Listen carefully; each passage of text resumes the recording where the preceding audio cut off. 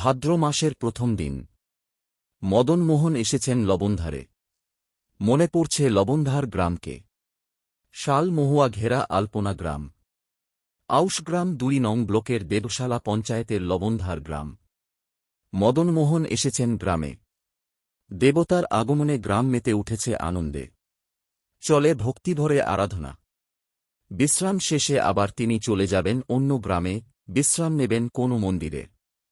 আবার সেখান থেকে অন্য গ্রামের মন্দিরে। মদনমোহন, যিনি এই আউশগ্রাম ২ অঞ্চলে অনেকগুলি গ্রামে সময়ে সময়ে সারা বছর বিরাজ করেন, আজ অভিরামপুর থেকে লবণধার গ্রাম হয়ে পাশের গ্রাম জিজিরাতে উনি থাকবেন কার্তিক মাস অবধি।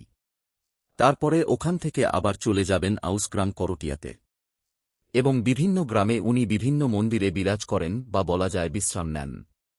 সময় কাল পরিবর্তন হয়েছে, হয়েছে মানসিকতার পরিবর্তন, কিন্তু বদল হয়নি জঙ্গলমহলের দেবতা মদনমোহনের এই প্রাচীন প্রথা, বিভিন্ন গ্রামের বিভিন্ন মন্দিরে বিশ্রাম নেওয়া এবং ভক্তদের মনস্কামনা পূর্ণ করা। পূর্বে এই মদনমোহনকে আনার জন্য মাথায় করে আনা হতো কাসর ঘণ্টা বাজিয়ে। এই সময় গরম থাকার জন্য বিভিন্ন গ্রামে লোকেরা বিশ্রাম নিতেন। সেই সময় বিভিন্ন গ্রামের বিভিন্ন মন্দিরে উনি কিছুক্ষণের জন্য বিরাজ করতেন। সেই প্রথা আজও বহে চলেছে, যদিও আজ পায়ে হেঁটে আসেন না, গাড়িতে করেই আসেন। এই প্রথা কতদিন ধরে চলছে এ বিষয়ে কেউই সাল মিলিয়ে বলতে না পারলেও প্রাচীন কাল থেকে চলছে বলেই জানান গ্রামের প্রবীণ ব্যক্তিরা।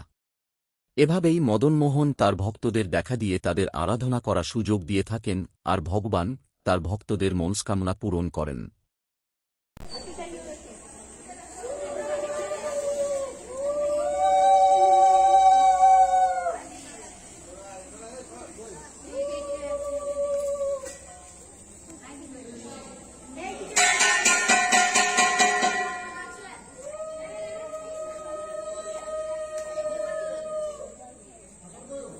এই যে পাশে আছে ওই পাশে ওই কাঁচটা দাও তো।